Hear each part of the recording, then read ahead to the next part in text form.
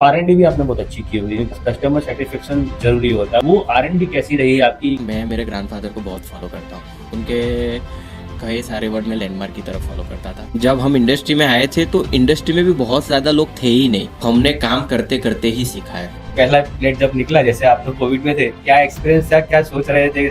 नई कंपनी को लिक्विडिटी चाहिए होती है और मटेरियल मार्केट में जाएगा तो ही पैसा है। आपने एक चीज बताई थी कि आपके जो एम्प्लॉइज हैं वो भी आपके साथ सालों से जुड़े हुए हैं। तो ये कैसा ये किस तरह की आप बॉन्डिंग रखते हो? अगर हम उनके साथ बहुत कंफर्टेबली बात कर लेते हैं, वो हमारे पास अपने कंफर्टेबली क्वेश्चन रख सकते हैं, एक एटमोसफियर बहुत अच्छा क्रिएट हो जाता है। सूरत में डायमंड इंडस्ट्री में जिस तरह की स्थिति है, तो क्या लगता है कि ये इंडस्ट्री के लोग जिनको करना है, ये इस इंडस्ट्री में भी आ सकते हैं? सूरत के बिल्कुल सर, देखिए हम खुद ही नॉन टेक्निकल हैं। हमारी इंडस्ट्री में वैकेंसी इस समय ऐसी है कि सिर्फ कॉस्मिक की बात करूं तो 2000 मैन पावर हमें अगले 6 से 9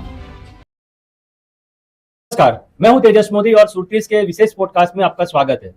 कुदरत ने हमें कुछ चीजें ऐसी दी है, अगर इसका सही इस्तेमाल हम कर सके तो जरूर से इंसानियत को, मानवता को फायदा होगा। लेकिन अगर कहीं गलती की तो उसका खामियाजा भी भुगतना पड़ सकता है। हवा, पानी और सूर्य प्रकाश यानी कि सोलर एनर्जी, ये तीन चीजें ऐसी है जिसका कोई बिल नहीं आता, न जीएसटी लगता है, न ही टैक्स भरना पड़ता है। हालांकि हम पृथ्वी पर हवा और पानी के जिस तरह के उपयोग कर रहे हैं और उसमें प्रदूषण फैला रहा है, उसका खामियाजा अभी हम भुगत रहे हैं। हालांकि सौर ऊर्जा अभी तक इससे अछूता रहा है, क्योंकि कहीं ना कहीं सूर्य की गर्मी हमें नड़ रही है। लेकिन सही इस्तेमाल पिछले कुछ सालों में हुआ है, जैसे कि सोलर एनर्जी। जिस तरह से सोलर एनर्जी का उपयोग बढ़ रहा है, कहीं ना कहीं लोगों को फायदा हो रहा है। और हम सूरत में सूर्य पुत्री तापी नदी के किनारे बैठे हैं, तो वैसे ही सूर्य की ऊर्जा यहाँ बहुत अच्छी रहती है। और सूरत कहा जाता है कि सोलर एनर्जी यानी रूफटॉप सोलर की जो इंडस्ट्री है उसमें एक अलग मुकाम पर है। हम कह सकते हैं कि 60 to 70% सूरत के जो घर है उसके ऊपर रूफटॉप सोलर लगी हुई है। और कहीं ना कहीं यहाँ बहुत सारी कंपनी भी है जो इस तरह की सोलर पैनल का उत्पादन भी करती है। उसमें से एक नाम है कॉस्मिक टीवी पावर लिमिटेड। थोड़े साल पहले शुरू हुई है कंपनी, आज अलग मुकाम पर है। और इसके जो ओनर है जेनिस गोयल और श्रवण गुप्ता, ये दोनों हमारे साथ है। अब दोनों मित्रों का स्वागत है। शुरुआत करते हैं। जेनिस, आप बेसिकली सूरत के हैं, किस तरह से आपका क्या फैमिली बैकग्राउंड है, क्या किस तरह से आपने अपनी शुरुआत की? फर्स्ट ऑफ ऑल मैं कहना चाहूँगा, हम टेक्सटाइल बैकग्राउंड से बिलोंग करते हैं। हमारे फैमिली काफ़ी सालों से टेक्सटाइल इंडस्ट्री में ही है। एंड कुछ अलग करना था तो बाय एजुकेशन मैंने सीए की पढ़ाई की है। एंड थोड़े टाइम में ये समझ में आया कि हमें जो बिज़नेस फैमिली है, बैकग्राउंड वही रहा है, तो हम बिज़नेस में ही सेट हो पाएंगे। तो फिर पहले से ही इच्छा वही थी कि खुद का ही बिज़नेस करेंगे। एंड दूसरा, टेक्सटाइल बिज़नेस सालों से चला आ रहा है मेरे ग्रैंडफादर के टाइम से, तो कुछ अलग भी करना था। तो कुछ अलग करने का सपना देख के हमने स्टार्ट किया था। एंड उस टाइम पे जब मैं इंडस्ट्री में आया था, करीबन 2015-16 की बात है, तब रिन्यूएबल एनर्जी पे इतना फोकस नहीं था। मोदी गवर्नमेंट थोड़े टाइम पहले ही आई थी, उनका फोकस बनने लगा था, तो समझ में आने लगा था कि रिन्यूएबल सेक्टर एक अच्छी अपॉर्चुनिटी है, जिसमें सोसाइटी का भी बहुत बड़ा बेनिफिट होता है। उसमें हमें लगा था कि अच्छा बिजनेस भी किया जा सकता है। तो वही सपना लेके हमने थोड़ा सर्चिंग चालू किया था।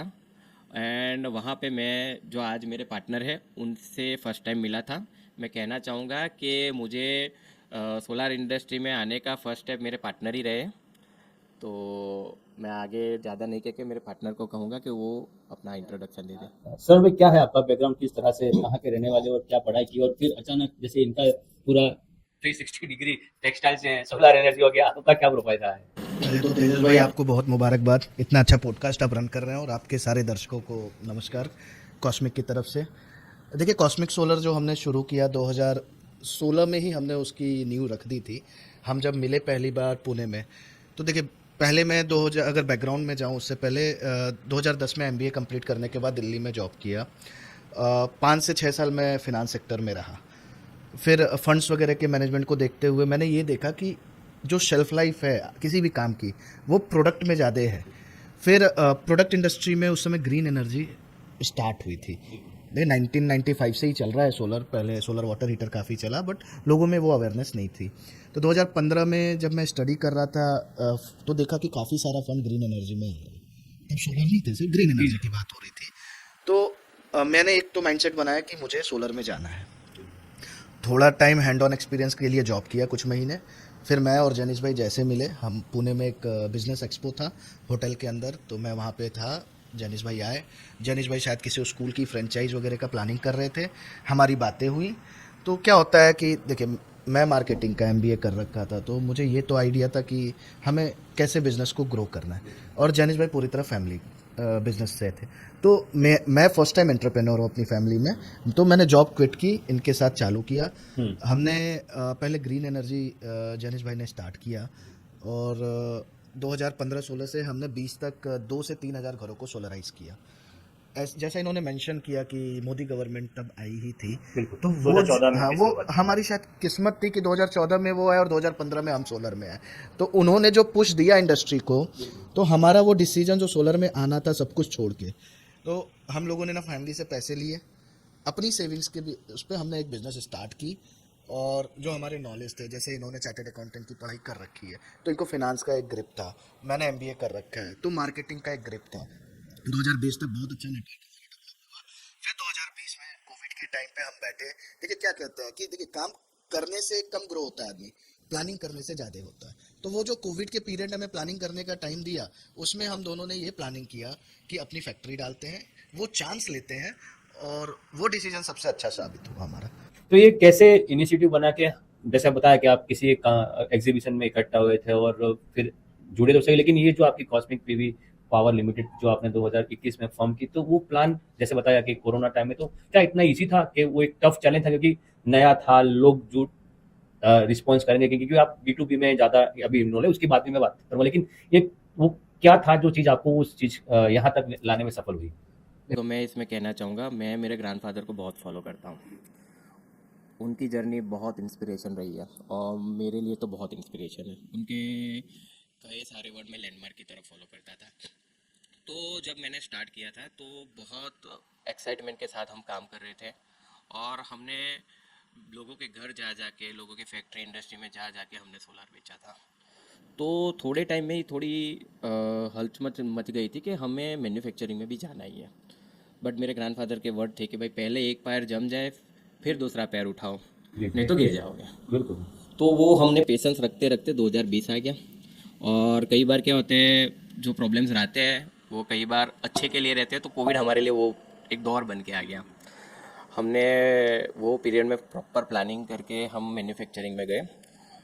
कोविड में आए तो उसके अलग ही चैलेंजेस भी रहे। हमने चैलेंजेस बहुत फेस किए कोविड में, बट जैसे जैसे वक्त बीता ना, तो वही कोविड के चैलेंजेस भी फिर अपॉर्चुनिटी में बन गए, क्योंकि वो जो 1.5-2 साल कुछ बिजनेस हुआ ही नहीं पूरी इंडस्ट्री में, वो फिर एकदम से खुल भी गया। तो वो जो बिज़नेस नहीं चला वो हमारे लिए बहुत डिफ़िकल्ट टाइम रहा। नए नए आए थे, तो हमें अपनी पोजीशनिंग भी स्ट्रॉन्ग करनी थी, एंड ग्रो करने के लिए लोगों का सपोर्ट भी बहुत मिला है। एंड मार्केट जैसे ही प्रॉपर खुला तो हमें बहुत अच्छा रिस्पॉन्स मिला। मैं अगर पूछना चाहूंगी क्या चैलेंजेस आपने देखी, वो जो आप बता रहे हैं कोविड के टाइम, क्योंकि वो चैलेंजेस ही आपको एक नया रास्ता देती है कभी भी, तो वो क्या चीजें थी तो जो जिसको आपने जो हर्डल्स है उनको हटाए और इसको अपॉर्चुनिटी बनाया आपने? देखिए, अगर हम कोविड के फेज को डिवाइड करें तो 3 फेज में डिवाइड हो रही है। हर कोई कहता है कोविड का फर्स्ट राउंड आया, सेकंड है, थर्ड है। फर्स्ट राउंड में हमने प्लानिंग की, जगह आइडेंटिफाई की और कंस्ट्रक्शन वगैरह चालू किया। जब हमारा बिजनेस चालू हुआ तो कोविड का सेकंड राउंड आया, उसमें बहुत सारे डेथ हो रहे थे, डेथ टोल्स वर इंक्रीजिंग। तो वो थोड़ा मतलब आप देखो, मेंटली भी बहुत ज़्यादा हमारे लिए डिस्टर्बिंग था। जब हमारी फैक्ट्री की मशीनें इंस्टॉल हो रही थी, आप बिलीव करिए, हम दोनों उस समय कोविड में घर पे थे, हम दोनों को कोविड हो रखा था, और हमारी मशीनें जब फर्स्ट टाइम इंस्टॉल हो रही थी तो वो हमने भगवान भरोसे छोड़ दिया था, क्योंकि हम जा नहीं सकते थे। लेकिन वो भगवान ने हमारे लिए सब कुछ अच्छा किया। उसके बाद जब आप देखो सेकंड राउंड में, आपको याद होगा, कोई भी कस्टमर कुछ भी पैसा खर्च करने को रेडी नहीं था, क्योंकि किसी को कल का पता ही नहीं था, तो everybody was holding their liquidity. तो सोलर के लिए क्या, वो हर प्रोडक्ट के लिए अदर देन हम डेली लाइफ स्टाइल के प्रोडक्ट निकाल दें, खाने पीने की चीज़ें निकाल दें, तो सब चीज़ें बंद थी। तो उसमें कोई न्यू इन्वेस्टमेंट या सोलर लगाने का तो कोई सोच ही नहीं रहता, वो तो लास्ट रिजॉर्ट होता है। धीरे धीरे 7-8 महीने तक हमें ये फेस रहा, और हम मतलब आप सोचो, आपने इतनी बड़ी फैक्ट्री डाली, 60-70 एम्प्लॉयज़ आपने ऑन द बोर्ड लिए, और 3-4 महीने तक आप बंद हो, मतलब बैठे हो, कुछ ज़्यादा नहीं कर रहे हो, थोड़ा बहुत बना रहे हो, वो फेज़ हमने देखा। फिर अक्टूबर में एक डिसीजन आया गवर्नमेंट का, जिसपे जीएसटी पहले सोलर में 5% थी, वो 12% हुई। तो वो जो 12% होने का एक खौफ आया कि यार 7% से ये कमोडिटी इंक्रीज हो रही है, उससे हमारा वर्क ऑर्डर बढ़ा। सितंबर का महीना था, अनाउंस हुआ था कि अक्टूबर या नवंबर से होगा शायद, 2021 की बात है। बिल्कुल सही। तो ऑर्डर फ्लो अचानक से इंक्रीज हुआ क्योंकि कैपेसिटी हमारे पास थी।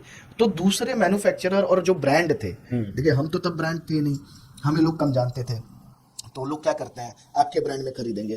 तो वहां क्या हुआ कि आपके पास भी उतनी कैपेसिटी नहीं है या फैक्ट्री नहीं है, लेकिन आप ब्रांड हो, तो लोगों ने आपके पास डिमांड क्रिएट की। उससे क्या हुआ, हमारे पास डिमांड आया क्योंकि हम बना सकते थे। तो वहां से हमें एक सॉलिड बिजनेस आइडिया आया ओईएम का, कि अगर आप ब्रांड हो, आपकी फैक्ट्री है ही नहीं, आप बनाते ही नहीं हो, या आप दूसरे मैन्युफैक्चरर हो जिनकी कैपेसिटी छोटी है, तो हमने उस दिन से ये डिसाइड किया हम ओईएम करेंगे। तो हमारा 80% बिजनेस जो था सेगमेंट वो ओईएम से जनरेट होने लगा। वो अक्टूबर 2021 का जो महीना था, और उसके बाद फेब 2022 अगर मैं कहूँ, वो उस बीच में हमारे को सर्वाइवल का बिजनेस आया। और फेब के बाद जो हमने ये बिजनेस मॉडल अडॉप्ट किया, 4-5 महीना लगता है कन्वे करने में, और वो 4-5 महीने में हमने मार्केट में वो चीज़ कन्वे की, तो फेब के बाद हमने पीछे मुड़ के नहीं देखा। तो R&D भी आपने बहुत अच्छी की होगी, क्योंकि कस्टमर सेटिस्फेक्शन जरूरी होता है, और जब नई टेक्नोलॉजी आती, नई कोई चीज आती, तो लोग भरोसा भी कम करते। तो वो R&D कैसी रही आपकी, किस तरह से, क्योंकि ऐसी चीजों के अंदर क्योंकि नया होता है, हम उसके आदी नहीं होते, तो कहीं कहीं डिफिकल्टी आती है। तो R&D कैसी रही आपकी, रिसर्च एंड अपने डेवलपमेंट में क्या किया आपने? एज सच जब हम इनिशियल थे तो हमारे पास बहुत छोटी टीम थी, जी तो हमने काम करते करते ही सीखा है। बिल्कुल। एंड जब हम इंडस्ट्री में आए थे तो इंडस्ट्री में भी बहुत ज़्यादा लोग थे ही नहीं जो इस इंडस्ट्री के एक्सपर्ट थे, तो काम करते करते सीखते गए, तो वहाँ पे हमें प्रोजेक्ट का एक्सपीरियंस अच्छा हो गया। और जहाँ तक बात रही मैन्युफैक्चरिंग की, तो उसमें दो प्रोस्पेक्टिव बहुत काम लग गए। एक तो मैं सही बताऊँ ना, तो हम दोनों टेक्निकल नॉलेजेबल नहीं है। जैसे सोलार ऐसा गिनते हैं कि इंजीनियरिंग है, बट ये एमबीए MBA और और आप मेरी CA। सीए, तो हम दोनों उसमें एक्चुअल टेक्निकल नहीं थे। बट काम बिजनेस करते हैं ना, तो एक चीज़ ये समझ में है कि फाइनेंस अगर आप मैनेज करो, बिल्कुल बिल्कुल। आपके अंदर लीडरशिप स्किल हो, मैनेजमेंट अच्छा हो, हम्म। तो आप कोई भी बिजनेस कर सकते और आंकड़ों का ही खेल है। हो। वो आप कहीं ना कहीं मान लो कि अगर आपने फाइनेंस मैनेज करना सीख लिया बिल्कुल बिल्कुल। और लोगों को मैनेज करना सीख लिया ना, तो आप डेफिनेटली। कॉम्प्रोमाइज़ नहीं किया। जैसे हमने पहली मशीनरी ली ना, तो जो वर्ल्ड की बेस थी ना, वो मशीनरी में हम गए, हमने वहाँ पे जीरो रिस्क लिया और हमने फुल टेक्नोलॉजी ली, जिससे क्या जो ओईएम करेंगे ना, तो उनको हम बेहतर क्वालिटी दे सकें। और इंडस्ट्री के स्किल पीपल ही लिए हमने, क्योंकि हमें मालूम है हमें टेक्निकल नॉलेज ज़्यादा नहीं है, तो स्किल पीपल लिए, जिसकी वजह से क्या हुआ कि हमें उधर इतना पेन सहन नहीं करना पड़ा। आज तक हमें वहाँ पे इतनी दिक्कत नहीं है। और बाय गॉड ग्रेस ऐसा है कि हम बहुत सारे स्टाफ जो मेरे से डे वन से जुड़े हुए थे, कई स्टाफ 2016 से जुड़े थे, कई स्टाफ 2019-20 से जुड़े, कई स्टाफ मैन्युफैक्चरिंग लाइन में आते, तो आज भी हमारे साथ ही है। तो वो भी एक हमें बहुत अच्छा लीवरेज देता है, तो उसी बेस पे हम काम कर रहे हैं। आपका क्या कहना है इस बारे में, R&D के बारे में जो आपने की थी उसमें? देखिए क्या होता है, बिजनेस दो चीज़ों से चलती है। एक तो या तो आप राइट डिसीजन ले राइट टाइम पे, या एक डिसीजन लेके उसको आप राइट करें। हमने ज़्यादातर वही किया, हमने पहले डिसीजन लिया, फिर उसको वो हमने राइट लिया, ऐसा हमने प्रूव किया। स्ट्रगल रहे, मेहनत रही। देखिए R&D जब हम मैन्युफैक्चरिंग में जाते हैं तो दो तरह की होती है। एक तो प्रोडक्ट की R&D होती है। ऑब्वियसली देखिए हमारे प्रोडक्ट में क्वालिटी कॉन्शियसनेस बहुत ज़्यादा है, क्योंकि ये प्रोडक्ट ऐसा है जो आपके छत पे लगता है और बिजली जनरेट करता बिल्कुल है। सही। अगर कम आउटपुट देगा तो वो कहीं ना कहीं प्रोडक्ट का फेलियर हो जाएगा। जब हम बात करते हैं कि R&D इंडस्ट्री की, तो उसमें आप नोटिस करेंगे कि ये इंडस्ट्री नहीं थी। जैसे उन्होंने बताया man power shortage, skilled man power, I am not talking labour. इसमें 90% हमें ITI डिप्लोमा या इलेक्ट्रिकल इंजीनियर्स लगते हैं, तो वो मैन पावर डेवलप करना पड़ा। तो उसमें भी हमने बहुत सारे, ऐसा नहीं हमने बहुत सारे डिप्लोमा कॉलेजेस से फ्रेशर उठाए, बहुत सारे, जैसे उन्होंने बताया उनके जो लीडर्स थे वो हमने इंडस्ट्री का एक्सपीरियंस लिए।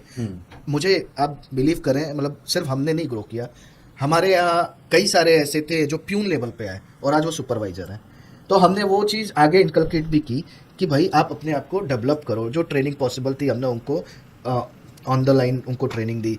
फिर जैसे इन्होंने बताया कि हमने जो मशीनरी, उसमें भी हमने बहुत R&D की। हमारे पास बहुत ऑप्शन थे, सेकंड हैंड मशीन से चालू करो। देखो सूरत में बिजनेस हर घर में आपको पता है, पहला थॉट प्रोसेस आता है यार सेकंड हैंड से चालू कर दो, आधे खर्चे में हो जाएगा। यस, ड्राइविंग सीखना है तो पहले पुरानी गाड़ी में सीख लो जी। तो हमने उस कल्चर को इसमें नहीं फॉलो किया। हमने उस समय जब लोगों की सेमी ऑटोमेटिक या मैनुअल लाइन होती थी, तब हमने फुल्ली ऑटोमेटिक रोबोटिक प्लांट डाला।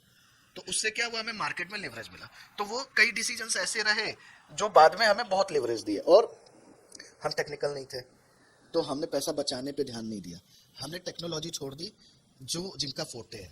यानी मशीन इक्विपमेंट हमने नंबर 1 प्लेयर से ले लिए, तो उसमें हमें सोचना नहीं पड़ा। कई बार आप जब थोड़े पैसे ज़्यादा 20-25% का कैपेक्स ज़्यादा लगाते हो तो बदले में आपको रिटर्न मिलता है, तो वो थॉट प्रोसेस की सस्ता ही अच्छा है वो सही नहीं है। सेकंड, जब मैन पावर में गए तो हमने उस समय की नंबर 1 कंपनी देखी है, वहाँ से मैन पावर उठाए, बाकी कहीं से नहीं उठाए। फिर थर्ड, अगर मैं बात करूं कि इन हाउस हमने क्या R&D फैसिलिटी अपने प्रोडक्ट के लिए दी, तो डे 1 हमने क्वालिटी लैब इस्टेब्लिश किया। लोग प्रोडक्ट R&D में ज़्यादा खर्चा नहीं करते थे उस टाइम, बट हमने उस टाइम R&D करने के लिए अपना लैब सेटअप कर दिया था, क्वालिटी मैनेजर्स हायर कर दिए थे। लोगों को वो एडिशनल कॉस्ट लगे, लेकिन आज की डेट में वो हमें बहुत अच्छा रिस्पॉन्स दिया, क्योंकि जिनको मैंने डे 1 पैनल बना के दिए हैं वो कंपनियां आज भी मेरे साथ जुड़ी हुई हैं इस 5-6 साल की जर्नी में। तब मैंने उनको अगर 2000 पैनल बना के दिए, तो आज वो मुझसे महीने के 20,000 पैनल लेते हैं। तो ये जो 10 टाइम्स ऑर्डर ग्रोथ और बाकी सारी आई है, वो उस ट्रस्ट और बिलीफ से ही आई है कि कॉस्मिक में काम कराओगे तो अच्छा ही काम मिलेगा। दोनों से पहला ऑर्डर कैसा था, कंपनी से पैनल बन के बाहर निकली? उसका एक एक्सपीरियंस ऐसा था कि हमारे वहाँ सब मशीन लग के रेडी हो गए। जब मशीन लग रही थी ना, वो लगते हुए हमने नहीं देखा है। रीज़न बिहाइंड के हमने क्या किया, मशीन उतर गई, पूजा कर दी, पूजा करके घर गए। हम दोनों कोविड में, टीम को पूरा फ़ोन पे गाइड करके इंस्टॉलेशन कर दिया। हम कोविड से निकले, वहाँ इंस्टॉलेशन खत्म हो गया। रॉ मटेरियल पहले से ऑर्डर था, एक रॉ मटेरियल लेट डिलीवरी आया, तो पैनल बन के रेडी, ऑर्डर लेके रखा है। फिर एक पार्ट रह गया, उससे सप्लाई भी नहीं जाए, प्रोडक्शन कंप्लीट भी नहीं हुई। फिर वही पुराने जो इंडस्ट्री में थे, 2-4 को फ़ोन किया, एंड लकीली पहले ही कॉल में जिसने रिसीव किया उसी ने दे भी दिया। तो ये कहना चाहूँगा कि जब हम आए थे तो हमें इंडस्ट्री के जो पुराने प्लेयर थे ना, उन्होंने बहुत सपोर्ट किया है, नो डाउटली। वो आज सारे हमारे फ्रेंड्स हैं, हम बहुत अच्छे से उनके साथ मिल बांट के काम करते, बट हमें इंडस्ट्री ने सपोर्ट किया हुआ है। दूसरा, हमारे साथ एक चीज़ है भी है, हम बहुत ज़्यादा मास पॉपुलेशन को अट्रैक्ट करके काम नहीं करते। हमारे बहुत अच्छे ग्रुप हो गए, अभी तो इतने साल हो गए, तो बट उसने में हम काम करते हैं। हमारी प्लेट जो भी यूज़ करता है ना, वो गारंटी है सामने से आके तारीफ़ करेगा। कभी हमें पूछने नहीं जाना पड़ता है भाई कितना प्रोडक्शन आ रहा है। ये है कि वो सामने से मिलने भी आएगा और तारीफ़ भी करेगा। ऑर्डर भी देगा। हाँ, तो बहुत ज़्यादा EPC प्लेयर मेरी पैनल यूज़ करते हैं नहीं करते, बट जो कर चुके हैं ना, वो मेरे लॉयल कस्टमर भी है। और कई बार क्या होता है कि लोगों को पता चलता है कि भाई कॉस्मिक का माल है ना, तो भाई बेस्ट क्वालिटी मिलेगी। वो आज हमारी इंप्रेशन मार्केट में है। जैसे टाटा है तो देश का है। यस, वो क्या है, वो मल्टीपल प्रोडक्ट में चले गई है। और हमारी ये समझ के चलो, शुरुआत है, फर्स्ट जनरेशन है। आप बोलो, लेकिन आपके फैमिली को देखी जाए तो अगर आप हाँ, बट वो फैमिली बिजनेस छोड़ के आप देखने जाएंगे ना, तो कोई भी मेरा बैकग्राउंड होगा ना, वो फैमिली का जिक्र कम आता है। बस इतना कह देते कि भाई टेक्सटाइल्स है, बट हम जिक्र नहीं करते। जो इन्होंने बीच में ही बोल दिया, हमारा डे 1 से हुसूल रहा है कि हम फैमिली से एक ही सपोर्ट देंगे कि आप हमें मोरल सपोर्ट दीजिए। उसके अलावा फाइनेंशियल सपोर्ट आज तक हमने लिया नहीं है। हमें बहुत सिचुएशन ऐसी आई है कि जैसे कोविड वाला डाउन टाइम आया, इवन ऐसा करे कि हमने जैसे ही थोड़ा अपने बिजनेस में पिकअप लिया था, कहते हैं ना वो 1000 डेज अगर जम गए तो जम गए, 1000 डेज ख़त्म ही होने वाले थे, टेक्नोलॉजी चेंज हो गई। तो वो एक बहुत टफ पीरियड आ गया कि क्या करें, थोड़ा खींच के पैसे रिकवर करके निकल जाए या फिर एक्सपेंशन में जाए। तो हमने बोल्ड स्टेप ले लिया कि नहीं, हम एक्सपेंशन में जाएंगे। तो यानी हम पिछला जो इन्वेस्टमेंट था एंड जो हमारा बिजनेस पिकअप का टाइम था, उसमें हमने एक्सपेंशन प्लान किया, जो हमारे नियर डियर थे उनके लिए बहुत अनबिलीवेबल स्टेप था कि यार इतना जल्दी और ये सिचुएशन में बाहर आके आप नया एक्सपेंशन ले रहे हो। बट जहाँ चाहे वहाँ रहा है। और एक चीज़ है, कई पार्टनरशिप में बहुत प्रॉब्लम्स होते हैं, ये हमने देखा भी है। हम बिजनेस फैमिली है तो बहुत सुना भी है, नज़दीक में ऑब्जर्व भी किया है। तो अच्छा पार्टनर मिलना बहुत ज़रूरी है, बट पार्टनरशिप भी बहुत अच्छी है, क्योंकि जब आपका डाउन टाइम होता है ना, तो आप 2 पार्टनर बैठे हो या जितने भी हो, तो आपका रिस्क भी शेयर होता है, बट टेंशन भी शेयर हो जाता है, और वो कम होता है, बढ़ता नहीं है। तो ये बहुत अच्छा हमारे साथ, बाई लक कहो बाई नेचर कहो, बट हमें अच्छे पार्टनर मिले।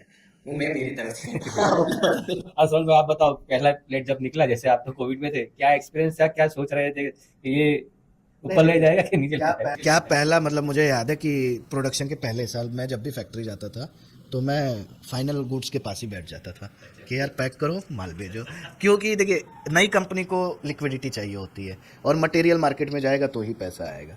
तो हमारा फोकस उसी पे था। ऑब्वियसली जब पहला बना था, इट वाज लाइक, मेरे लिए तो पहला बिजनेस था और वो प्लेट देख के मतलब एक इमोशंस बहुत सारे जुड़े हुए हैं। वो फेज में जो लड़के उस टाइम थे आज भी हमारे साथ हैं, तो वो उन तो वो लड़कों के उन साथ लड़कों आज के साथ आज फैमिली इमोशनल अटैचमेंट है। प्रोडक्ट के साथ तो है ही, क्योंकि देखिए मैं सच बताऊं तो सोलर ऑलरेडी एक ऐसी चीज़ है जिसमें आप देखो इलेक्ट्रिसिटी बनाती है, सूरज से एनर्जी हार्नेस करती है, ग्रीन एनर्जी प्रमोट कर रही है। अभी अर्थ डे गया है तो प्लानट अर्थ को सपोर्ट करती है, वो कार्बन एमिशन कम करती है। तो हमारी प्रोडक्ट ऑलरेडी बहुत सारे ऐसे बेनिफिट है, गिनवाने बैठे हैं तो 2 घंटे का सेशन हमारा आपका उस पर चल जाएगा।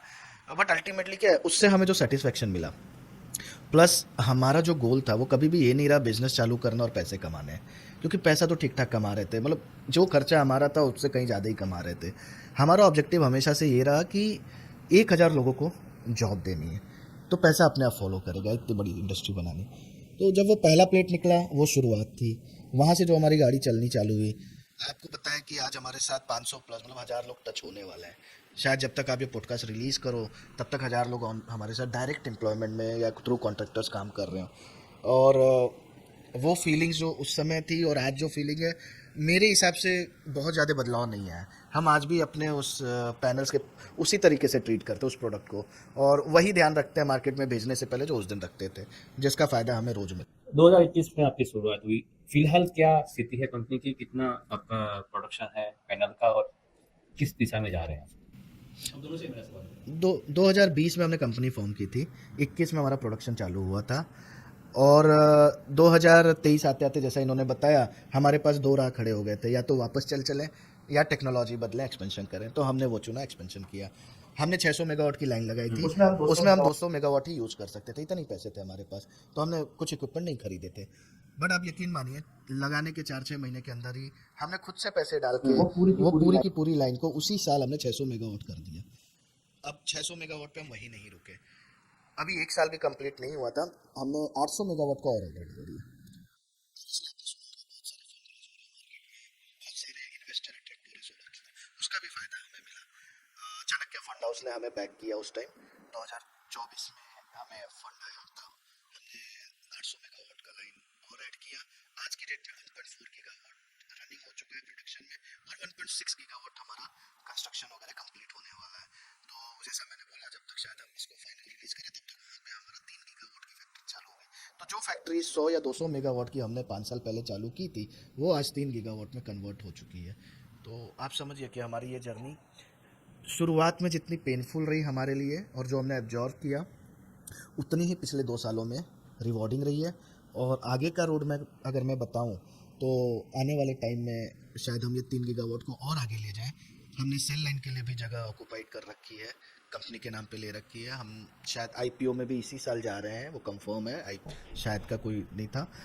आईपीओ में कंपनी जा रही है हमारी, प्राइवेट लिमिटेड थी, लिमिटेड में कन्वर्ट होने का प्रोसेस चालू है। और आप समझे कि 1,000 प्लस एम्प्लॉयमेंट जनरेट होगा इससे। सेल लाइन लगाने में 2 साल लगता है, उसमें एडिशनल 1,500 से 2,000 नौकरियां और जनरेट होंगी। तो जो हमारा 1,000 लोगों को नौकरी देने का सपना था, मुझे लगता है अगले 2 सालों में हम 3,000 प्लस परिवार की कंपनी बन जाएंगे। तो जब एक बेंचमार्क आपने सेट करके रखा कि हम इस लेवल से ही आगे बढ़ेंगे, तो कोई ऐसा फ्यूचर प्लान है कि चलिए आईपीओ ला रहे हैं प्राइवेट लिमिटेड, तो कोई ऐसा एक बेंचमार्क आपने सेट करके रखा कि नहीं मुझे इस लेवल पे तो जाना ही है? मैं इसमें 2-3 चीज़ें एक बार कवर करूँगा। बहुत सालों पहले यानी 2010-11 की बात होगी कि तब खुद को डेवलप में बहुत ध्यान देते थे। अगेन वही ग्रैंडफादर की फ़िलोसॉफी थी कि भाई अपने आप को तैयार रखो, आपका भी दायका आएगा। तो जब दायका आएगा तब तैयार रहोगे तो यूटिलाइज़ कर पाओगे, तैयार नहीं रहोगे तो वो 10 साल में तैयार करते करते ख़त्म हो जाएगा। तो उसी टाइम से मैं बहुत सारे मोटिवेशनल एक्टिविटी में और इन सब में जाने लगा था। तो तब किसी ने पहला एक बार क्वेश्चन किया कि आपका क्या लाइफ का गोल है? तब पता चला यार ऐसा भी सोचना होता है। तब तक सोचा नहीं था। तब तो फुटबॉल का गोल पता था। हाँ, बट तब सोचा नहीं था, बट ऐसे ही बोला था लिख देना, तो मैंने लिख दिया। 3-4 साल बाद मेरे को वो पर्ची मिली जिसमें लिखा था, इन्होंने जो शेयर किया कि 1,000 लोगों को रोजगार देना, दूसरा 1,000 करोड़ की कंपनी। तब वो फिगर बहुत ज़्यादा बड़े थे, आज तो बट ये लिख दिया था। तो वहाँ से चीज़ें चालू हो गई। अभी क्या होता है, हम दोनों बैठे हैं, कोई टॉपिक पे डिस्कशन करते हैं। हम दोनों एक ही कैबिन में बैठते हैं जनरली, फिर भी बहुत कम बात कर पाते, इतना काम रहता है। बट कई बार हम कोई भी टॉपिक पे डिस्कशन करते हैं ना, जो प्रोग्रेसिव होता है, तो हम डिस्कस करते हैं और कब ये फाइनल हो जाता है कि हाँ ये करना है, वो हमें भी पता नहीं चलता। बट ये हम थोड़ा कई बार ये मैं सोचता हूँ, इनका तो नहीं पता, कि थोड़ा कम सोचा, नहीं तो हमारी क्या जीत बहुत ज़्यादा है। हम सोचते हैं ना, वो फिर ये ही सोचते हैं कि अभी इसको करना कैसे है, बाकी करना तो है। वहाँ पे हम दुविधा में नहीं रहते कि अभी नहीं करना है, बैकआउट मारे, करना है तो करना है। तो हम ऐसे देखते हैं। पार्टनरशिप ट्रेन के पटरी की तरह होती है। ट्रेन तभी सफल जगह पे जाती है, आपको जहाँ पे जाना हो कि उसका दोनों जो पटरी होता है ना, एक सही दिशा में जाना चाहिए। एक इधर उधर हुआ तो खेल खत्म। नहीं, वहाँ पे हमारे ओपिनियन बहुत अच्छा। ऑलमोस्ट मैच होते हैं, और नहीं होते तो हम एक दूसरे को कन्विंस कर देते हैं और मान भी जाते हैं। एक चीज़ में मैं इंटरप्ट करूँगा, हमारा जो अभी फ्यूचर गोल है ना, उसमें हमारा एक और अच्छा गोल हमने ऐड किया है कि हम अभी क्वालिटी पे ज़्यादा फोकस करने लगे हैं। हमारा यही गोल है कि हम जितनी भी पैनल बनाएं, जितना भी ग्रो करें, वो एक अलग साइड रहेगा, बट एक साइड ये रहेगा कि हम क्वालिटी प्रोडक्ट में ही डील करेंगे, क्योंकि हमें ये बहुत लंबा ले जाना है। तो उसके लिए हम सेल सोच रहे हैं कि भाई हम अपना ही बनाए तो क्वालिटी प्रोडक्ट बनाए, मार्केट में दें। कई बार क्या होता है, problem is mother of innovation. तो वो पैमाने में ये हो गया कि हम पैनल बनाते थे तो हमें पैनल के एक रॉ मटेरियल में बहुत प्रॉब्लम फेस करना पड़ता था, जिससे हमारा डिस्टर्बेंस भी रहता है प्रोडक्शन में, और क्वालिटी में भी हमें सेटिस्फेक्शन नहीं मिला। तो फिर उसके लिए हमने बैकवर्ड इंटीग्रेशन में एक और एल्यूमिनियम का हमने एक यूनिट डाल दिया। हम उसमें भी एक्सपेंशन का प्लान कर रहे हैं।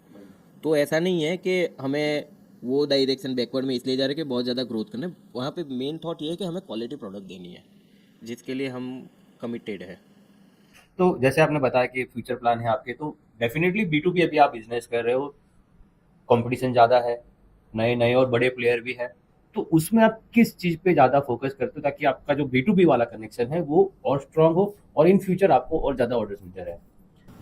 देखिए, इन्होंने जैसे अभी जस्ट बोला क्वालिटी, सबसे इम्पोर्टेंट फैक्टर हमारी इंडस्ट्री में क्वालिटी करता है। दूसरा जो करता है वो timely delivery.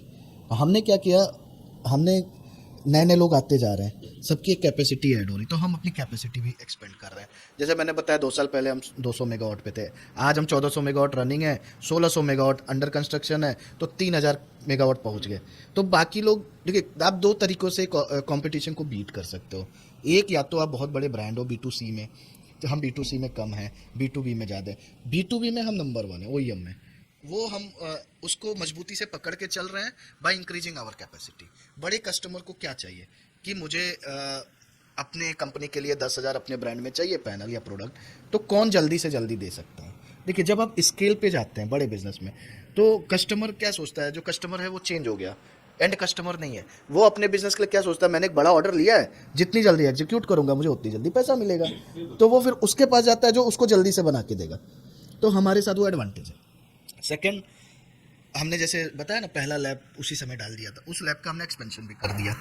Reliability quality test lab होता है जो सोलर इंडस्ट्री में माना जाता है, तो हमने वो पूरा खर्चा उस पर कर दिया। तो उसमें क्या होता है, अब कस्टमर को जो प्रोडक्ट है इन हाउस लैब में टेस्ट होके मिल रहा है। तो मेरा वो जो ब्रांड, जनरली क्या होता है, जो हमारे कस्टमर है वो ब्रांड्स हैं, उनको अपनी ब्रांड इमेज पसंद है। देखिए, फैक्ट्री डालना और चालू करना, जो बहुत सारे लोग आ रहे हैं, इट्स इजी जॉब। आपके पास 100-200 करोड़ है, या मैं कहता हूँ 50 करोड़ है, बाकी बैंक फंडिंग ले ली और चालू कर दिया। लेकिन जब आप एक ऑलरेडी ब्रांड हो और आपको कोई प्रोडक्ट बनवाना है, तो आप एक्सपोर्ट के पास जाओगे। अगर मेरे को आज आपके पास, तेजस भाई के पास पॉडकास्ट में बैठना है, तो मैं उस हिसाब से ड्रेसअप होके आऊँगा। मैं नॉर्मल टी शर्ट या कुछ भी डाल के बैठ जाऊँ और फिर आपके ऑडियंस या अपने बातों को उस तरीके से मिसमैच हो, तो वैसे ही होता है। अगर कोई बड़ा ब्रांड है, उसको उसके नाम का प्रोडक्ट चाहिए और उसका नाम खराब होगा, तो वो वहीं जाएगा जहाँ क्वालिटी और क्वांटिटी, टाइम, उसके लिए टाइम पैसा है। वो तो मार्केटिंग कर रहा है, तो उसको टाइम में चाहिए। तो हम वो दोनों चीज़ें इंश्योर कर रहे हैं अपने कस्टमर के लिए। अच्छा, अब जैसे B2B आपने बताया कि B2B में बहुत अच्छा कर रहे हैं, तो B2C में क्यों नहीं आ रहे, या तो कुछ फ्यूचर प्लान है आपका B2C में आने का? B2C हम रेगुलर करते आ रहे हैं। जो मार्केट ग्रोथ रेट होता है वही ग्रोथ रेट से वो भी हमारा बिजनेस ग्रो कर रहा है। मैन्युफैक्चरिंग सेगमेंट में बहुत तेज़ी से आगे बढ़ गए तो कम लगता है, बट वहाँ पे भी हम ग्रो कर रहे हैं और काम कर ही रहे हैं। तो आपने इन सालों में जो भी आपके B2C के क्लाइंट है या तो कस्टमर है, जो भी आपके ग्राहक है, क्या चेंज देखा उनमें आपने? क्योंकि पहले इतना नहीं था। पहले क्या था, समझाना पड़ता था कि आप सोलार लगाओ। अभी ये समझा रहे हैं कि हमसे लगाओ। और अभी वो मैन्युफैक्चरिंग के बाद वो फेज भी थोड़ा जा रहा है। अभी सिर्फ बात किया, भाई लगा दो हमारे वहाँ। अभी ये ट्रेंड चेंज हुआ है, तो 3 फेज में हमारा ये धीरे धीरे हुआ। क्योंकि यहाँ पर जहाँ पर सूरत में हमने काफ़ी स्टोरीज भी की है कि 60% जो सूरत के जो जहाँ पर लग सकती है रूफटॉप, क्योंकि अपार्टमेंट में बहुत कम है, वो चलेगी तो शायद जनरल व्यू Common क्या, के लिए। हाँ, कॉमन के लिए चलेगी। इंडिविजुअल जो रो हाउसेज है, बंगलोज है, वहाँ 60 to 70% सूरत के अंदर लोगों ने लगा के रखी है। इस तरह से देखते हैं सूरत जो है उस दिशा के अंदर। सर एक कहते हैं ना कि आप जब हमें मार्केटिंग में पढ़ाया जाता था एमबीए के दौरान, कोई भी सोसाइटी 3-4 पार्ट में बटी होती है, उसमें सबसे ऊपर आता है इन्फ्लुएंसर, कि एक होते हैं डॉक्टर्स या बड़े बड़े इंडस्ट्रीज जो कोई चेंज को अडॉप्ट करते हैं, फिर उनको देख के अपर मिडिल क्लास उनको फॉलो करता है। वैसे ही अगर मैं बात करूँ ना सोलर, तो सूरत उस मार्केट जो है ना वो इन्फ्लुएंसर कैटेगरी में, स्पेशली नॉट ओनली सूरत, गुजरात भी नंबर 1 है आज की डेट में। गुजरात रूफटॉप में नंबर 1 है, और नंबर 1 में ऐसा भी नहीं है कि बहुत कंपटीशन है। हम मतलब अगर सेकंड नंबर पे जो स्टेट है उससे 2x कैपेसिटी लेके रूफटॉप की बात कर रहा हूँ सर। तो उसमें क्या होता है कि आज की डेट में जब भी कोई बाहर से आता है ना, कोई भी फ्लाईओवर क्रॉस करे सूरत में, लेफ्ट देखे राइट देखे, उसको हर छत पे सोलर दिखता है। ये उत्तरायण में तो दिखता ही है। उत्तरायण में तो दिखता ही है। 15 तारीख को जब हम देख लेते तो एक प्राउड मोमेंट भी है सूरत के लिए, और हम जैसे बिजनेस ओनर के लिए वो इंस्पिरेशन भी है। उसकी वजह से देखिए, आप लोग एज ए कस्टमर अडॉप्ट किए ग्रीन एनर्जी, तो हम इस बिजनेस में आके फ्लरिश कर पाए। हाँ, आपका बिल आज 0 हो गया तो आपने पड़ोसी को बताया, पड़ोसी ने लगाया। सूरत में फिर दूसरे स्टेट में ये बात गई। आप बिलीव करें, मतलब बहुत बड़े टारगेट्स गवर्नमेंट ने सेट किए हैं, बट मुझे लगता है वो सारे कम हैं, क्योंकि बहुत बड़ा मार्केट गुजरात के बाहर अभी खाली है। धीरे धीरे अभी बहुत सारे स्टेट, यूपी, बिहार, आपका क्या कहते हैं, राजस्थान या महाराष्ट्र, देखिए Maharashtra Rajasthan second third number पे है, अदर देन दैट सारे बहुत कम है। तो अभी इन्फ्लुएंसर स्टेज पे है वो लोग। मार्केट अभी अपर मिडिल क्लास या इंडस्ट्रीज पूरी तरीके से अडॉप्ट नहीं किया है। जैसे जैसे लोगों को पता चल रहा है कि हाँ भाई, लाखों का बिल 0 हो जाएगा फैक्ट्री के अंदर, ROI पहले क्या था, कॉस्टली था सोलर, देखिए 2020 में या उससे पहले बहुत कॉस्टली, आज इतना अफोर्डेबल हो गया, 2 साल 2.5 साल में ROI आ। तो आप एफडी में पैसा रखो या कुछ भी करो, लोन लेके आज बैंक 7% पे सोलर के लिए लोन देती है, तो ईज ऑफ एक्सेस हो गया लोगों को। तो सूरत नो डाउट और गुजरात पूरा स्टेट मेरे लिए तो इंस्पिरेशनल रहा, क्योंकि मैं 2017 में पूरी तरीके से गुजरात शिफ्ट हो गया और शिफ्ट हुआ सिर्फ सोलर की वजह से। तो तब से लेके मैं गुजरात में हूँ, और मैं आपको क्या बताऊँ, मतलब मेरी खुद की जर्नी एक अपने आप में मुझे कई बार कहने को कहती है कि हाँ, हम 2 लोग मिले, सोलर चालू किया, मैं दिल्ली छोड़ के यहाँ आ गया, और वो डिसीजन लाइफ का सबसे अच्छा। जैसे कि पानी का पानी है कहीं ना कहीं। देखिए ग्रंथों में लिखा है, जहाँ समंदर जहाँ नदी, यानी बंदरगाह और इरिगेशन के लिए पानी। और ये तो 84 देशों के जहाज यहाँ पर आते हैं, तो ये तो बिजनेस का इस धरती में कुछ है। हाँ। तो जैसे आपने बताया कि कस्टमर को खुश रखते हैं, यानी उनकी जो सेटिस्फेक्शन, जो भी वो उनकी जो है स्थिति पे आप खास काम करते हैं। आपने एक चीज बताई थी कि आपके जो एम्प्लॉइज हैं वो भी आपके साथ सालों से जुड़े हुए हैं। तो ये कैसा, ये किस तरह की आप बॉन्डिंग रखते हो, या तो किस तरह का रिलेशन होता है, ताकि कंपनी में काम करने वाला हर एम्प्लॉय ये सोच के चले कि नहीं, ये मेरी खुद की कंपनी है और मुझे यहाँ पर 0 पे वेस्ट नहीं होना चाहिए, क्योंकि फायदा तभी होता है कि जब आप 0 वेस्ट निकालते सर आपने आपके क्वेश्चन में ही आंसर दे दिया कि सबको लगना चाहिए कि हमारी कंपनी है। हर एक को मोटिवेशन चाहिए, वो पैसे में भी हो सकता है, काइंड में भी हो सकता है, और उससे ऊपर एक होता है कि भाई अगर हम उनके साथ बहुत कंफर्टेबली बात कर लेते हैं, वो हमारे पास अपने कंफर्टेबली एक क्वेश्चन रख सकते हैं, तो वो एक एटमॉस्फेयर बहुत अच्छा क्रिएट हो जाता है। तो हम हर एक चीज़ का ध्यान रखते हैं, टाइम टू टाइम ग्रोथ देना, उनकी स्किल डेवलप के लिए हम वर्क करते हैं, उनको कहीं पे दिक्कत आती है तो हम वहाँ पे खड़े हैं, उनको एश्योरेंस है कि कंपनी हमारे लिए ऑलवेज खड़ी है, तो वो उनको फील कराना, उसके ऊपर हम ध्यान देते हैं।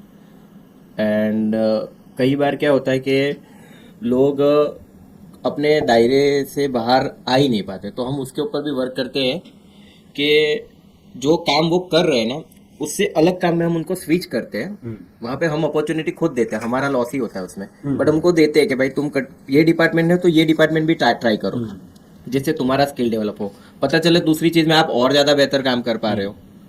हमारा एक रिसेंट एक स्टाफ था जिसको हमने सेल्स एंड चैनल डेवलपमेंट में रखा था, हमने उससे एक और काम करवाया, तो ये तो काम अच्छा कर ही रहा था, नो अनडाउटली। दूसरा काम हमने जो उसको दिया गवर्नमेंट के साथ पूरा लाइसेंसिंग वगैरह, तो वो और बेहतर परफॉर्म कर पा रहा है, तो वो भी हम उनका जो हिडन टैलेंट है वो लाने की ट्राई करते हैं, और वो हर एक टीम मेंबर को दिखता भी है। तो बहुत सारी छोटी छोटी एक्टिविटी करते रहते हैं जिससे उनका हमसे कनेक्शन और स्ट्रांग हो जाए। छोटे छोटे इवेंट, इंडिया में तो बहुत सारे इवेंट, पूरे वर्ल्ड की बात करें तो बहुत सारे छोटे छोटे इवेंट, 2 दिन पहले वर्ल्ड डे था, तो हम वहाँ पे भी ग्रुप एक्टिविटी करते हैं और हम हर एक एक्टिविटी में पार्टिसिपेट भी करते हैं। कि ऐसा नहीं हमारे पास अभी लंबी चैनल बन गए तो सब सीनियर ही जाते हैं, नहीं, हम खुद भी हर एक एक्टिविटी में पार्टिसिपेट करते हैं और पूरी टीम को लेके चलते हैं। तो ये सब इसीलिए करते हैं कि एक अच्छा फैमिलियर माहौल बने और कनेक्शन भी स्ट्रांग हो जाए, टॉप टू बॉटम में सबके बीच में कंफर्ट जोन रहे, तो इस हिसाब से ही हम मैनेज करने की कोशिश करते हैं। देखिए, मेरा मानना है आपको दूसरों को एम्पावर करना है। बिल्कुल। जब तक आपके नीचे टीम लीडर्स नहीं होंगे, वर्टिकल लीडर नहीं होगा। देखिए, हम एक कंपनी चला रहे हैं, उसको हमने अभी 3 कंपनी डाइवर्सिफाई किया। हम लोगों के यहाँ लगा के देखते हैं, वो भी एक अलग प्राइवेट लिमिटेड सब्सिडरी है हमारी। इन्होंने जैसा बताया, हमने एल्युमिनियम की काम चालू कर दिया, उसकी अलग फैक्ट्री डाल दी, वो एक अलग सब्सिडरी बनाई। जब तक आपको अगर ग्रो होना है, खुद के हाथों से आप कितना भी करो, एक लिमिट में ग्रो। जब आपके जैसे लोग आपके लिए काम करेंगे, तो वो लोग कहीं से आते नहीं है सर। मैं सोचूं किसी दूसरी कंपनी से तोड़ के ले आऊं और बैठा दूं, वो कल्चर नहीं आएगा, वो नेचर नहीं आएगा। तो हम क्या करते हैं, हम वो अपने टीम में आइडेंटिफाई करना होता है। तो अगर आपको ग्रो करना है, तो आपको ये आइडेंटिफाई करना है कि आपकी टीम में लीडर कौन है और उसको लीड करने का मौका देना। मैं ही उसके सर पे बैठा रहूं, फिर वो नहीं कर पाएगा। और हमने जैसा बताया ना, हमने शुरू से ही वो जो पुराने लोग हैं, एज ए ऑपरेटर है, चाहे एज ए बहुत लो लेवल पे है, आज वो एम्पावर्ड है, वो अपनी टीम के डिसीजन खुद लेते हैं। हमने उनको वो डिसीजन टेकिंग, उनको एबिलिटी थी, तो हमने उनको वो अपॉर्चुनिटी दी है। बहुत सारे लोगों के पास नहीं थी वो, उनमें से कई लोग आज हैं, कई लोग नहीं। मैं ये नहीं कहता सारे पुराने लोग हमारे साथ हैं, लेकिन जो हमारे कोर, जब डे वन हमने 25-30 लोगों के साथ चालू की, उसमें से 40% लोग आज भी हमारे साथ हैं। और वो 40 लोगों को हमने एम्पावरमेंट किया, हर एक एक्टिविटी में साथ में लेके चलते हैं। कोई भी डिसीजन मेकिंग प्रोसेस होता है तो उसमें उनका हम राय लेते हैं। तो ये छोटी छोटी चीजें उनको फील हाँ, कराती हैं, डेफिनेटली। मोटिवेट करती हैं। अच्छा, मैं एक चार्ट देख रहा था, ये सोलार का था, इसमें Gujarat State wise। State wise है, गुजरात सबसे फर्स्ट नंबर पे है। और मेरा सवाल भी इसी से रिलेटेड है कि गुजरात में क्या स्थिति है सोलार, रूफटॉप सोलार की, क्योंकि मोढेरा देश का एकमात्र शहर है, अरे, एकमात्र ग्रामीण विस्तार है, लेकिन वहां पर पूरा गांव सोलर पैनल से चलता है। जी। और गुजरात के ही अंदर, कच्छ के अंदर और बाकी 2-3 जगहों पे सरकार ने सबसे बड़े सोलर प्लांट भी लगाए हुए हैं। तो स्थिति गुजरात में क्या है, किस तरह से देखते हैं आप उसको? गुजरात में पहले तो पॉलिसी में क्लियरेंस ज़्यादा है। जो प्राइवेट कंपनी होते हैं उनको काम करने के लिए जो स्टेबिलिटी चाहिए वो बहुत अच्छी है। दूसरा, यहाँ की इकोसिस्टम है, पूरी की पूरी बात करूँ, एम्प्लॉयमेंट से, फाइनेंस से, गवर्नमेंट के साथ प्रोजेक्ट करने हैं तो उसमें बहुत सारा क्लियरेंस वर्क चाहिए। इवन टेंडर करते हो तो फंड भी टाइम पे रिलीज होना चाहिए। तो ये पूरी इकोसिस्टम बहुत पहले से बन गई है, जो आज भी कई स्टेट में देखने को नहीं मिलती है, और बहुत अच्छे से वर्क भी कर रही है। तो हर एक जो वर्ल्ड वाइज आइडिया रहते हैं वो पूरे इंडिया में शुरुआत गुजरात से ही होती है और फिर बाकी स्टेट उसको फॉलो करते हैं, ये हमने ऑब्जर्व भी किया है। दूसरा, यहाँ का एक तो ब्लडी थोड़ा ऐसा हो चुका है कि यहाँ पे सब अपने आप में ओनर ही मिलते हैं, हमें स्टाफ इसीलिए कम मिलते हैं। तो इसकी वजह से पूरा हर एक चीज़ में ग्रो हुआ और सोलार भी इसीलिए रहा। इवन मोढेरा मोदी जी का वैसे भी वो गढ़ माना जाता है, तो पूरा तालुका सरकार ने गोद लेके पूरा उसको सोलराइज किया। और दूसरा, सोलर पार्क भी बहुत बड़े आ रहे हैं, यानी गुजरात में अनयूटिलाइज एक भी लैंड रहने नहीं दी है। तो कोई भी जगह अनयूटिलाइज बची नहीं है, जो खावड़ा है वो एरिया ऐसा है। फिर आई थिंक अहमदाबाद भावनगर के बीच का जो पूरा एरिया जो डेवलप हो रहा है, बहुत बड़ी इंडस्ट्रियाँ वहाँ पे भी आ रही है।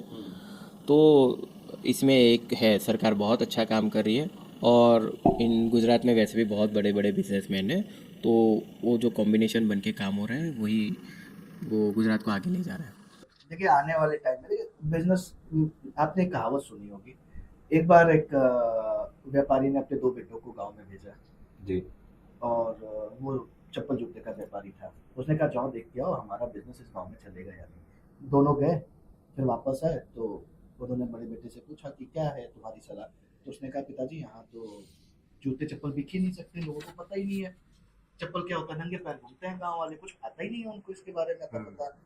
फिर दूसरे बेटे से पूछा तो उसने बोला, पिताजी यहाँ तो बिजनेस की भरपूर अपॉर्चुनिटी है। हम्म, किसी ने आज तक चप्पल पहनी ही नहीं है, तो हाँ, पूरा का पूरा मार्केट ही खाली खाली है। है। तो आप ऐसा ही कहो, देखिए गुजरात में भी आपको बहुत बड़ा फिगर दिख रहा होगा hmm, compare to other state, but hmm, अभी भी 40-50% मार्केट खाली है, खाली है। जो हमारे लिए अच्छी बात। दूसरा जो आपने कहा यूपी या बहुत सारे अदर हम्म, स्टेट्स हैं, मैंने क्या बोला, आने वाला सर गुजरात में इकोसिस्टम डेवलप हो हाँ, गया 2016-17 से चालू हम्म, होके 20 तक बहुत अच्छा इकोसिस्टम बन गया। हम एज ए बिजनेस या मार्केटिंग में उसको कहते हैं सोशियो पॉलिटिकल डेमोग्राफिक सिचुएशन, हम्म, जिसमें सोसाइटी ने acceptance they the, political will है उसके लिए, यहाँ की गवर्नमेंट, लोकल गवर्नमेंट, स्टेट की सपोर्टिव है, उन्होंने वैसी पॉलिसीज डेवलप की।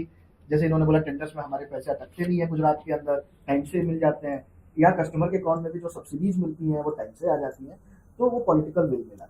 सिमिलरली देखिए, मैं ये नहीं कहूँगा क्योंकि मैं हम किसी पार्टी से एसोसिएट नहीं करते, but most of the states अब सेम पॉलिटिकल विल के साथ काम कर रहे हैं, तो उसका एडवांटेज है। इंटरचेंज आपको मिलता है ना, पॉलिसी बनती है तो आप Yes. सेम एक क्लास के हो तो आपको पता चलता है कि अच्छा ये यहाँ पे हो यहाँ रहा पे है, हो रहा है, तो यहाँ पे भी जी। होना चाहिए, तो बिल्कुल सही टेस्टेड बताया प्रूवन आपने। गुजरात का, और आप मान के चलिए आने वाले eastern UP, eastern side of हम बात करें हम्म, या नॉर्थ ईस्ट में बहुत बड़ा मार्केट खुल रहा है।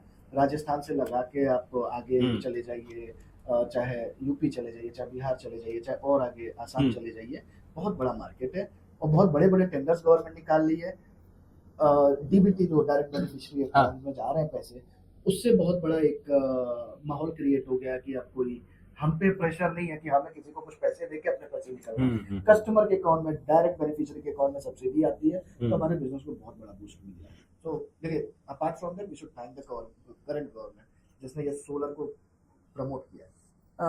हर एक बिजनेस की एक टेंडेंसी होती है, पॉलिसी होती है, और ऑल ओवर जो होता है वो कहीं ना कहीं ये भी होता है कि उतनी ही आपको एक जॉब जॉब अपॉर्चुनिटी रखनी पड़ती है। तो क्या देखते हैं कि सोलर इंडस्ट्री अभी शुरुआत हुई है और जिस स्केल पे आप बता रहे हैं और जिस स्केल पे इंडस्ट्री जाने वाली है, जॉब अपॉर्चुनिटी कितनी बड़ी देखते हैं आप, डायरेक्ट और इनडायरेक्ट? ट्मेंडस है। मीन्स आप समझ के चलो ना कि ये इंडस्ट्री जितने लोगों को एम्प्लॉयमेंट दे रही है वो फिगर बहुत हाई है, और ये 5 गुना भी हो जाएगा ना तो भी सबको अच्छी एम्प्लॉयमेंट दे सकता है। हम जैसे फैक्ट्री चला रहे हैं, कहने के लिए आपको लगता है कि पूरा ऑटोमेशन है तो मैन पावर कहाँ रखता है, बट लगता है बहुत ज़्यादा मैन पावर की ज़रूरत रहती है, और जितना एक्सपांसन हो रहा है तो उतना ही एम्प्लॉयमेंट भी बढ़ेगा। ये रही फैक्ट्री की बात। तो ऐसा तो नहीं है जो प्रोडक्ट बना वो कहीं ना कहीं लगना भी है, बिकना भी है, तो इनडायरेक्ट भी बहुत रोज़गार है। लोग प्रोडक्ट के साथ डील करते हैं वो जुड़े हुए हैं, उनके वहाँ एम्प्लॉय है। सोलार एक ऐसी है जो प्रोजेक्ट बेसिस पे काम होता है, तो उसको इंस्टॉलेशन की भी बड़ी टीम रहती है। प्रोजेक्ट है तो और कंपोनेंट भी जुड़े हुए हैं, तो और कंपोनेंट वाली जो इंडस्ट्री है, केबल ले लो, अर्थिंग ले लो, वो इंडस्ट्री उनके वहाँ एम्प्लॉय, तो ये एक दूसरे के साथ कनेक्शन होगा तो इतना हाई लेवल पे, मीन्स आप एक ह्यूज परसेंटेज में कंसिडर कर सकते हो जो सिर्फ सोलार इंडस्ट्री एम्प्लॉयमेंट दे रही है। मेंटेनेंस के लिए भी आपको चाहिए और हर एक टाइप का वर्क रहता है। आप सेमी क्वालिफाइड हो, अनक्वालिफाइड हो, अनस्किल हो, सेमी स्किल हो, फुल्ली स्किल हो, और स्किल पीपल की डिमांड बहुत ज़्यादा बड़ी है। और एज अ करियर अगर आप सोचो तो आने वाले 15 साल 20 साल तो सोलर इंडस्ट्री में बहुत गोल्डन पीरियड माना जाएगा। मैं इसलिए भी ये सवाल पूछ रहा था कि हम सूरत से हैं और सूरत में डायमंड इंडस्ट्री में जिस तरह की स्थिति है, कभी स्टेटमेंट आया था इस इंडस्ट्री के कपड़े में आप आ सकते हैं, उन्होंने बोला था हमारे यहाँ जुड़ जाइए। तो क्या लगता है कि ये इंडस्ट्री के लोग जिनको जिनको करना है, ये इस इंडस्ट्री में भी आ सकते हैं सोलर के? बिल्कुल सर, देखिए हम खुद ही नॉन टेक्निकल हैं, हम्म, हम सोलर इंडस्ट्री में इतनी बड़ी कंपनी रन कर रहे हैं आज की डेट में, तो ऑब्वियसली ये जरूरी नहीं है कि आप इंजीनियर हो तो ही हमारी इंडस्ट्री में आ सकते हो या टेक्नीशियन हो तभी। अगर आप देखिए कोई भी बंदा जो 18+ है और जिसको बेसिक नॉलेज या बेसिक लॉजिक अंडरस्टैंडिंग पता है, तो हमारी मशीनें ऑटोमेटेड है। आपको लाइन पे ऑब्जर्व करना रहता है, बहुत सारे ऐसी जगह है जहाँ पे हमें अनस्किल्ड मैन पावर चाहिए रहता है। आप बिलीव नहीं करेंगे, नहीं मिल रहा है। जिस आपने बोला जिस स्पीड से कंपनीज ग्रो कर रही है, इंडस्ट्री ग्रो कर रही है, उस स्पीड से मैन पावर अभी हमें नहीं मिल रहा है, तो एक बहुत बड़ा गैप है। अगर डायमंड इंडस्ट्री से लोग सोलर में आए, उनको लगता है तो वी विल वेलकम देम। कोई ट्रेनिंग वगैरह हमको ऑन जॉब भी दे सकते हैं, आने से पहले भी दे सकते हैं, कोई एसोसिएशन ऐसा है तो we will love to hear from them. हम एक अलग से उनके लिए ट्रेनिंग ऑर्गेनाइज करके 2-4 दिन का ऑन रोल ले सकते हैं, या ऑन द जॉब ट्रेनिंग दे सकते हैं। हमारी इंडस्ट्री में वैकेंसी इस समय ऐसी है कि सिर्फ कॉस्मिक की बात करूं तो 2000 मैन पावर हमें अगले 6 से 9 महीने में चाहिए। सुरतीस पर ही आप है, आप बोल सकते हैं कहाँ पर मिलना है, क्या करना है। इसमें मैं एक और चीज़ ऐड करके डिटेल देता हूँ। अगर जो सेगमेंट आपने बताया डायमंड इंडस्ट्री, सच में टफ टाइम चल रहा है, एंड उसमें जो लोग हैं जिनको अदर इंडस्ट्री में मूव करना है, बट वहाँ पे उन्हीं की इंडस्ट्री या हमारे साथ कोलैबोरेशन करके भी कोई अगर काम करना चाहता है तो ये करना है कि एक तो डायमंड इंडस्ट्री में होता क्या था कि लोग पढ़ाई कंप्लीट करने से पहले ही इंडस्ट्री में घुस जाते थे, तो वहाँ पे उनका एजुकेशन इनकम्प्लीट रह गया। दूसरा, वो सालों से एक ही काम करते हैं, तो लोगों को अवेयरनेस लाए, उनकी स्किल डेवलपमेंट के ऊपर वर्क किया जाए। मीन्स एक माहौल या इंस्टीट्यूट ऐसी क्रिएट करे जिसमें उनको अदर सेगमेंट में जाने के लिए लोगों को स्किल डेवलपमेंट पे वर्क करें। तो 90% पीपल अपना स्किल डेवलपमेंट करने के लिए आगे भी आएगा, क्योंकि वो बेरोजगार है। 10% को हम बाहर कर देते हैं, तो वैसा होगा, उनको थोड़ा भी इलेक्ट्रिकल का नॉलेज हो जाएगा, या फिर इंडस्ट्री में जो बहुत अलग अलग चीज़ें होती है, एक चीज़ होती ही नहीं है, ये मैन्युफैक्चरिंग है। मीन्स बंदे के पास कुछ ना कुछ ऐसा निकलेगा जो इंडस्ट्री में वो इनपुट दे सकता है, तो उनको थोड़ा ग्रूम करेंगे ना तो लोग आसानी से अडॉप्ट करेंगे। दूसरा, एक रेडीमेड ले मीन्स आए और सीधा रख दिया, उसमें एक सबसे बड़ा प्रॉब्लम क्या होता है, ये प्रैक्टिकल प्रॉब्लम है कि उसका नॉलेज एक्सपीरियंस वो एक अलग है। अभी हम उसको हमारे ऑन गोइंग में रखेंगे तो प्रॉब्लम क्या होता है, ये इंडस्ट्री बहुत तेजी से ग्रो कर रही है। अगर हम इसमें बहुत ज़्यादा फ्रेशर भी रखते हैं ना, तो पूरा जो रनिंग है ना वो पूरा ठप हो जाएगा, और कंपनी का जो सी चीज़ें ठप होती है तो वो डायरेक्टली एम्प्लॉय को ही अफेक्ट करती है।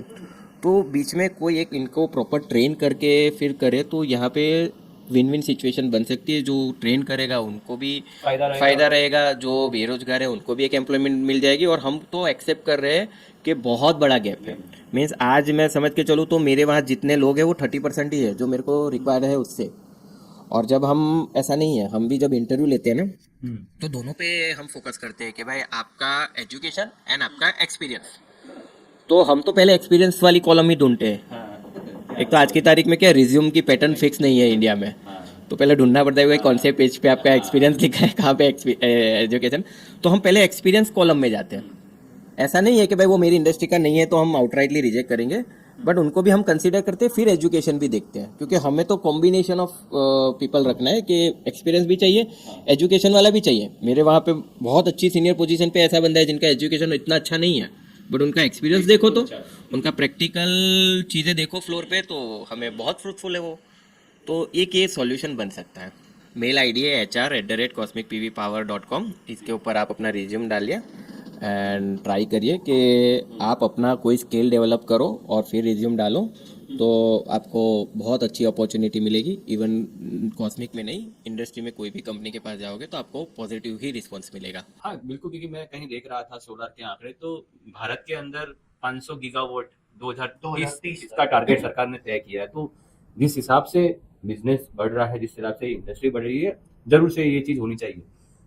मेरा सवाल एक रहेगा, इंडस्ट्री से थोड़ा हटके, आप अच्छा काम कर रहे हो, कमा भी अच्छा रहे हो, तो एक CSR भी होता है, वो भी बहुत जरूरी है और ये होना भी चाहिए। उसमें आप क्या करते हो? देखिए, जैसा आपने मतलब मैं पहले ऑडियंस से ये जरूर कहूंगा, मेरे पार्टनर ने भी बोला, ये part of the CSR activity भी हो सकती है। हमारा साउथ गुजरात का सोलर एसोसिएशन है। हाँ। अगर डायमंड का कोई एसोसिएशन एम्प्लॉयज का ग्रुप लेके आता है हम्म। तो we can set up a meeting and we can set up such training programs for them, जिसमें हमारे सारे सूरतीज लोकल जो है उनको फायदा होगा। डायमंड इंडस्ट्री से सोलर में मूव करने के लिए जो 2 4 5 दिन का टेक्निकल ट्रेनिंग चाहिए वो हम फ्री ऑफ कॉस्ट भी अरेंज करा सकते हैं, कंपनी वो खर्चा बेयर कर सकती है। और रही बात दूसरी, ये क्या है, एक अपने आप में जैसे आपने कहा ना, ये तापी सिटी है, एक बहुत बड़ी बात है। जैसे पहले डायमंड सिटी, टेक्सटाइल सिटी, आज सोलर सिटी के रूप में बिल्कुल। बदल गई। ये सिर्फ कहने के लिए नहीं है। इंडिया का 60% प्रोडक्शन साउथ गुजरात। बिल्कुल। मतलब अगर फैक्ट्री 100 गीगावाट की है इंडिया में, तो 60 गीगावाट सिर्फ और सिर्फ साउथ गुजरात में, सूरत के आसपास है। तो एज ए सूरती आपके पास बहुत बड़ी अपॉर्चुनिटी, विंडो ही नहीं, आप इसको डोर कह लो या इसको जो कहना है, ओपन ग्राउंड। और हम सबको यहाँ पे 3 गुना मैन पावर चाहिए। तो जैसे सीएसआर एक्टिविटी में वैसे तो हम लोग फंड्स देते हैं थ्रू एजेंसीज, हम उसको गाँव में डिप्लॉय करते हैं चीजों को। अभी जैसे अर्थ डे था तो हमने प्लांटेशन या फिर पौधे बांटे। तो इसमें क्या होता है कि अगर डायमंड इंडस्ट्री से लोग आ रहे हैं और ये जो अनएम्प्लॉयमेंट क्राइसिस उधर आई है, हम किसी तरह से उसमें हेल्पफुल हो सकते हैं तो वी लव टू। कंपनी पूरी तरीके से पार्टनर्स होती ही है, तो हमारा एक अटैचमेंट वैसे ही है। कोई भी ट्रेनिंग प्रोग्राम सेटअप करके उनको ऑन रोल लेना है तो ईमेल आईडी सर ने बताई, आप जरूर लिखिए। कोई एसोसिएशन अगर आगे आता है, कोई एनजीओ आगे आता है इस चीज़ के लिए, तो हम उनके साथ कोलैबोरेट होने और हम भी आपके साथ जुड़े हुए हैं। आप सुरतीस पे भी कर सकते हैं संपर्क, हमको आपका नंबर दे देंगे। અમે એક વસ્તુ હજુ થઈ શકે છે, નાનું મોડું મોટી વાત જેવી વાત છે ગુજરાતીમાં, એટલે કહું છું કેમ કે બધા જે કામ કરનાર લોકો છે એ ગુજરાતી છે. નાનું મોટી વાત એટલા માટે કહું છું કે ડાયમંડ ઇન્ડસ્ટ્રીમાં જેટલી પણ કંપની છે ને એ બહુ મોટી કંપની છે. એમાં કામ કરનાર જે ઓનર છે એ લોકોની દરેકની પોતાની એક જર્ની રહી છે અને એ એક લોકોની જર્ની મોટિવેશનલ છે. ખાલી સુરતના લોકો માટે નહીં, ઓલ ઓવર ઇન્ડિયા માટે જર્ની માટે છે. હવે આ ક્રાઇસિસના સમયમાં એમને પોતાને જ ઘણી તકલીફો છે, બટ એમને એમ્પ્લોયની જિમ્મેદારી લેવી જોઈએ. એમ્પ્લોયને બીજે રોજગારી મળી જાય એ પણ એમને થોડા એફર્ટ લગાવવા જોઈએ.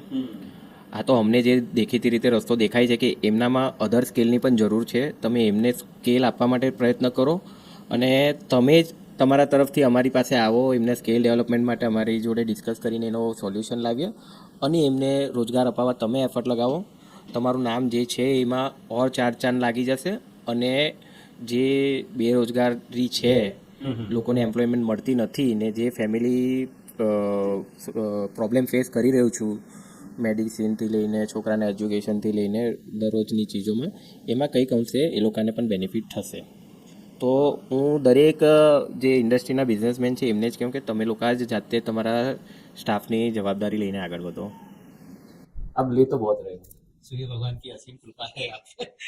दबा के पैनल आप बना रहे हो, लेकिन सामने देना भी पड़ता है क्योंकि कुदरत का नियम है, जितना लोगे उतना देना भी पड़ेगा। तो वो क्या है, किस तरह से आप देना चाहते हो कुदरत को? देखिए, हम ग्रीन एनर्जी बिजनेस में हैं, तो पहले तो हम जहाँ जाते हैं वहाँ ग्रीन एनर्जी की ही बात करते हैं। सोसाइटी में बदलाव एक दिन में नहीं आता, हमें खुद बदलना पड़ता है। हम अपने घर में आज जैसे प्लांटेशन रखते हैं, अपने फैक्ट्री आसपास के एरिया में प्लांटेशन को प्रमोट करते हैं। परसों जैसे अर्थ डे था, हमने सारे एम्प्लॉयज को प्लांट्स बांटे।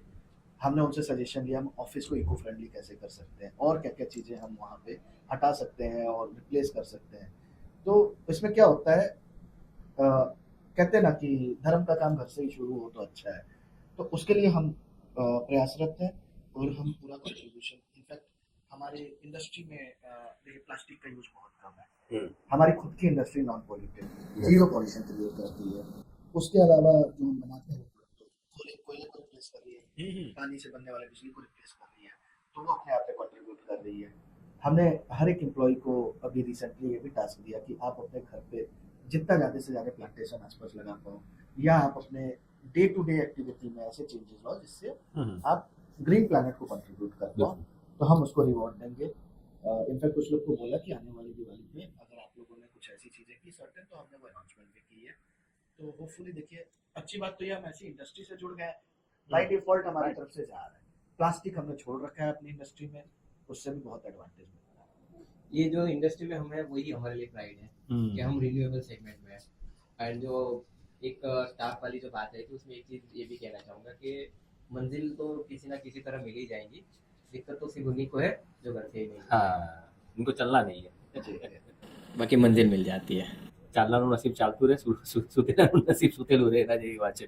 तो ये थे जेनिस और श्रवण, कॉस्मिक पीवी पावर लिमिटेड इनकी कंपनी है और जिस तरह से ग्रोथ कर रही है आने वाले दिनों में इन्होंने खुद ही बताया किस तरह से इनका फ्यूचर प्लानिंग। और सबसे बड़ी बात यह है कि इंडस्ट्री न सिर्फ सूरत न सिर्फ गुजरात, देश के लिए काम आएगी, दुनिया के लिए काम आएगी। और सबसे बड़ी बात है कि हम उन चीज़ों का उपयोग कर रहे हैं जो कहीं ना कहीं समाज को, देश को, पर्यावरण को नुकसान नहीं करती है। और साथ ही साथ मैं खास शुक्रगुजार इसलिए रहूंगा कि जो एक डायमंड वाली बात आप दोनों ने शेयर की वो बहुत अच्छा लगा, क्योंकि ये हमारा धर्म भी है।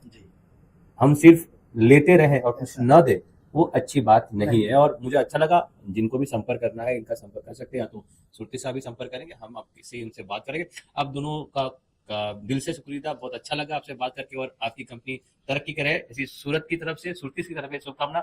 आपको ये पॉडकास्ट कैसा लगा जरूर हमें कमेंट बताइए और हमारे चैनल को लाइक कीजिए, फॉलो कीजिए और सब्सक्राइब कीजिए। ऐसे अच्छे पॉडकास्ट हम लाते रहेंगे और हमसे जुड़ते रहिए। नमस्कार।